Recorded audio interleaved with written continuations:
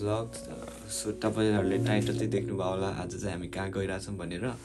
So अहिले चाहिँ हामी जान भनेर रेडी भएर बसिरहेको छौं. जो केटाहरुले चाहिँ अब मलाई 5-10 मिनेटमा पिकअप गर्न आउँछ.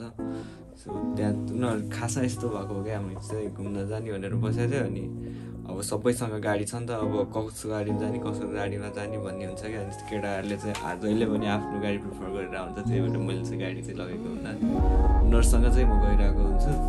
सो विदिन 10 मिनट उनीहरु आउँछन्. अनि हामी चाहिँ अब यहाँबाट निस्किन्छौँ for ride about 30 minutes to 40 minutes from here.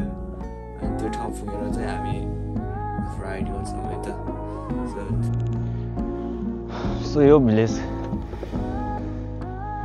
So म अहिले यहाँ छु. यो भिलेजको नाम चाहिँ वाङकुक भिलेज हो.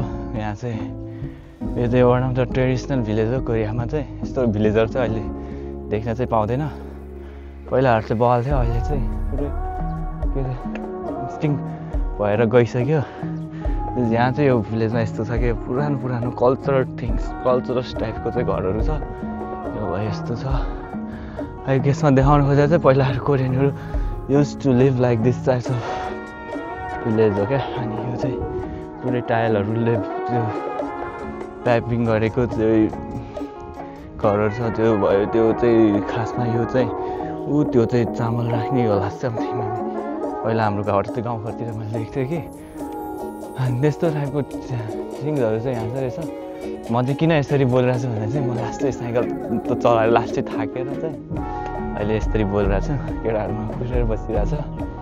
सो यहाँबाट निस्केर चाहिँ हामी फाटेर यो साइकल चाहिँ फेरि रिटर्न गरेर चाहिँ कहीँ के गर्न चाहिँ खानालाई चाहिँ जान्छ होला. भोक चाहिँ मजाले लाग्यो होइन. यहाँ चाहिँ त्यही हो. नेपालमा खाइन्न होला, कोरियन खाइन्छ होला. त्यो हेर्न सक्नुहुन्छ है. यो पुरानो टाइपको के. अब नेपालमा नि अहिले गाउँघरमा त यस्तो हुन्छ नि. यो दाउरा साउरा काटेर यो दाउरामा खाना पकाउनुदेखि लिएर हुन्छ नि. मेबी मलाई लाग्छ जे लाग्छ यो चाहिँ भान्साघर हो. मेबी त्यो चाहिँ लिभिङ हो. यसरी चाहिँ कोरियनहरूले पहिला चाहिँ कोरियनको घर हो नि त. अहिले पनि जे मान्छेहरू चाहिँ बस्दै कुनै चाहिँ अब यतिकै राख्नलाई मात्रै बनाएको छ. साइकलमा हेरौँ न कस्तो छ अगाडिको भ्यू. यो मैले फेरि अगाडिको ब्रेक थिच्दा सिधा कतिचोटि पल्टिसक्यो यार है. यो धान रोप्ने पनि यहीँ रहेछ भने यही गाउँको मान्छेहरूले गर्ने रहेछ. यो पुरै प्रिजर्भ गरेर राखिरहेको छ यो ठाउँलाई चाहिँ. त्यही हो. त्यो पाहाडको कुन्नामा छ यो ठाउँ. त्यही हो. रमाइलो हुन्छ यहाँ. अनि केटाहरू चाहिँ मलाई छोडेर गए जस्तो छ. मलाई बाटो चाहिँ थाहा छैन अब कहाँबाट जाने होला. त्यही हो. त्यो पार्किङ एरिया.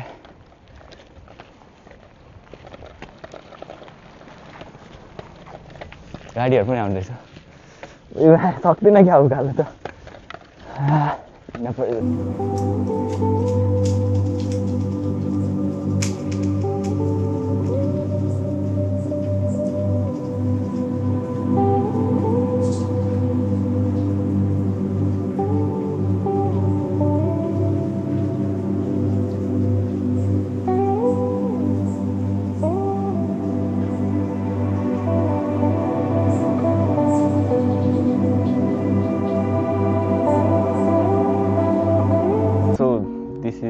हामी है त. हामी त त्यो यहाँबाट अब पुरै घुमेर चाहिँ अलमोस्ट एन्डमा पुगिसक्यो. कस्तो भयो त प्रच? अघि त दामी हानिरहेको छ यार तिमीले है.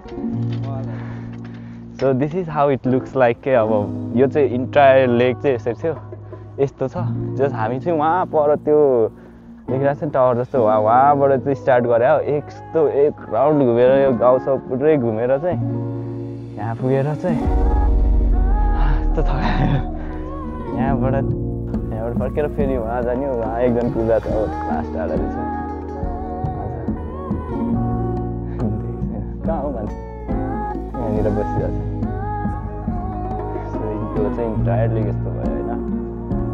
त्यही हो. अब हामी चाहिँ यहाँबाट सकेर चाहिँ अब घरतिर जान्छ होला. बाटो भयो.